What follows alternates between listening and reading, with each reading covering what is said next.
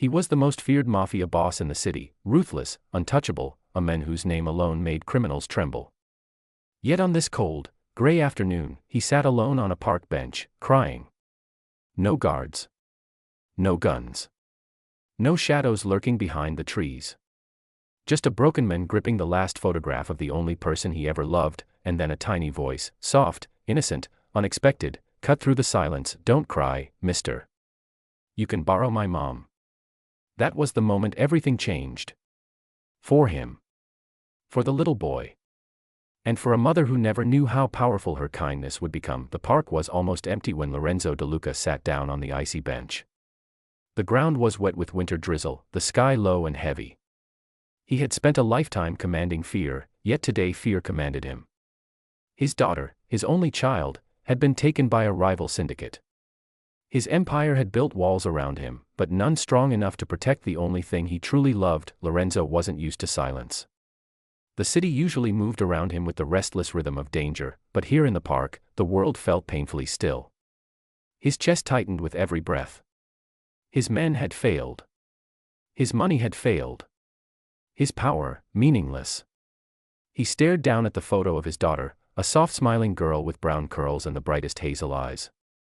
A single tear rolled down his cheek, dropping onto the corner of the worn photograph. That was when he sensed someone standing beside him, small, hesitant. He didn't look up.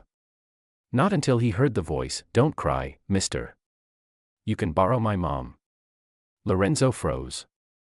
Slowly he lifted his eyes and saw a boy no older than 6, wearing a blue backpack, mismatched gloves, and a brave smile that didn't quite hide the shyness in his eyes. The boy's hair stuck out in soft curls under a wool hat, and he held a small toy car in one hand like a prized treasure. The mafia boss blinked, stunned. What did you say, kid?" "You can borrow my mom," the boy repeated. "She says she's good at helping sad people." The words hit Lorenzo harder than any bullet ever had. Before he could respond, a woman rushed over, breathless, apologetic. She was in her late 20s, bundled in a faded coat, cheeks flushed from the cold. Her name was Elena, though Lorenzo didn't know that yet. "I'm so sorry," she said quickly, pulling the boy close. "Liam, sweetheart, you can't talk to strangers like that." "But he's sad," the boy insisted. "You always say we help sad people." Elena's embarrassment softened into concern as she noticed the tear on Lorenzo's cheek. Something inside her paused. She didn't know who this man was, only that he looked like someone holding the weight of the world on his shoulders. Lorenzo tried to clear his throat. "Your son has a kind heart." "I'm trying to teach him to be," she replied gently. Are you okay?" He wanted to say no. He wanted to say everything was falling apart.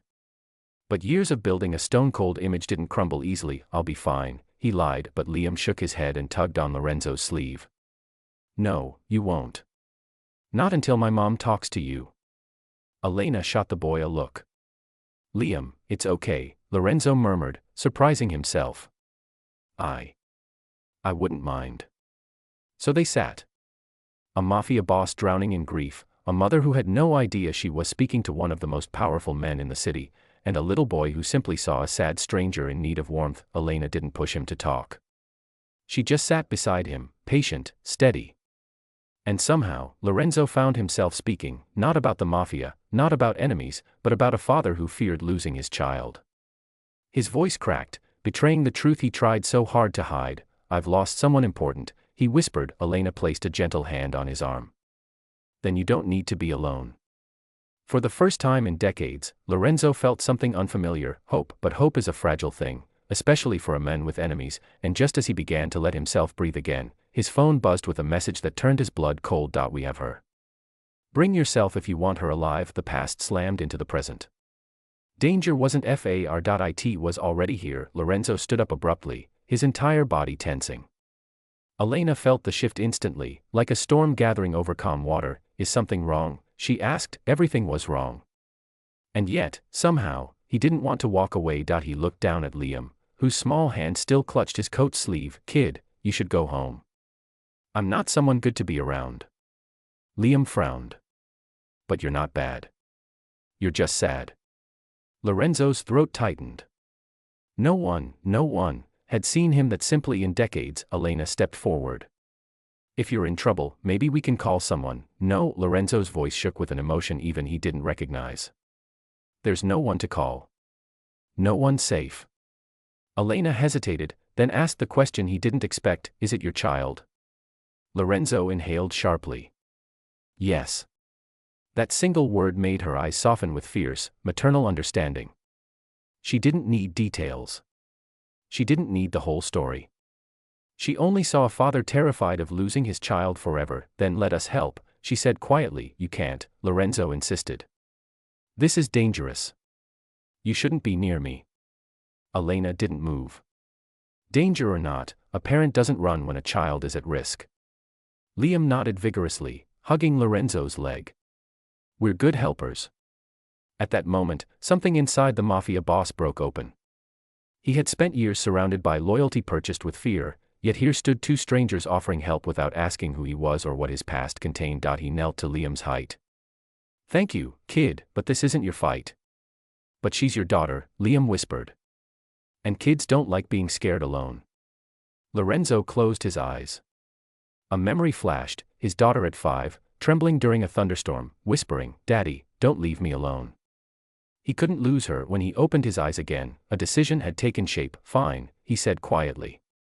You can't come with me, but please stay nearby.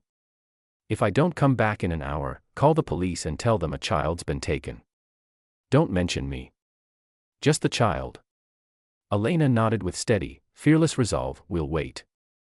No matter what. Lorenzo took a few steps away, but Liam called out, Mister. Lorenzo turned. You can borrow my mom, but you can also borrow me. I give good hugs. The boy rushed forward and wrapped his arms around Lorenzo's waist. It was clumsy, small, but the purest act of kindness he had felt since becoming the man the world feared. Lorenzo placed a trembling hand on the boy's back. Thank you, Liam. Then he walked away, toward danger, toward the men who had taken his daughter, toward the violent world he had created. But this time, he didn't walk alone. He carried the warmth of a child's hug, the strength of a mother's courage, and a reason to come back alive. 1 hour later, the sun dipped behind the trees. Elena waited anxiously, holding Liam close. Their breath fogged in the cold evening air.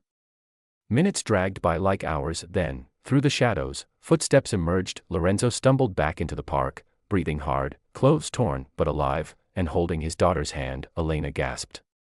Liam clapped with pure joy. The girl ran forward and hugged her father's legs, sobbing. Daddy. You came for me. Lorenzo knelt, holding her tight, tears slipping freely. Always. I will always come for you. Elena stepped closer, overwhelmed. You did it. No, Lorenzo said, voice unsteady. We did.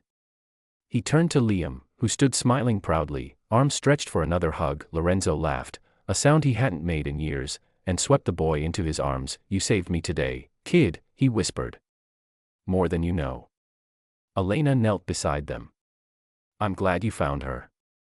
Lorenzo looked at the woman who had shown him kindness without knowing his name, his past, or his sins. You and your son reminded me what matters most. Family. Elena asked. Love, Lorenzo replied.